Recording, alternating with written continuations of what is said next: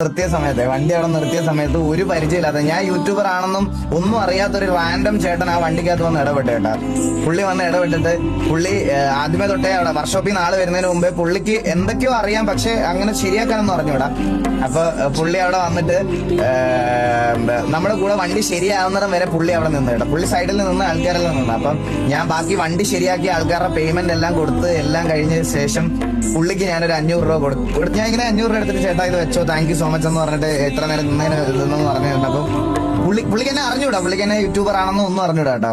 പുള്ളി അന്നേരം 500 രൂപ എടുത്തപ്പോ പറഞ്ഞു, പൈസ ഒന്നും വേണ്ട മോനെ, എനിക്ക് പൈസ ഒന്നും വേണ്ട, ഒരു കാര്യം തൊട്ടപ്പുറത്ത് എന്തോ പള്ളിയോ എന്തിന്റെ ഒരു ഇതുണ്ട്, അത് അവിടെ ഡൊണേഷൻ ആയിട്ട് കൊടുത്തോ, അല്ലെങ്കിൽ അതിനകത്ത് ഇട്ടോ, എനിക്ക് പൈസ ആയിട്ടൊന്നും വേണ്ട, തരാൻ ഉദ്ദേശിച്ചതല്ലേ എന്നുള്ള രീതിയിൽ എന്റെ അടുത്ത് പുള്ളി പറഞ്ഞിട്ട് പോയി.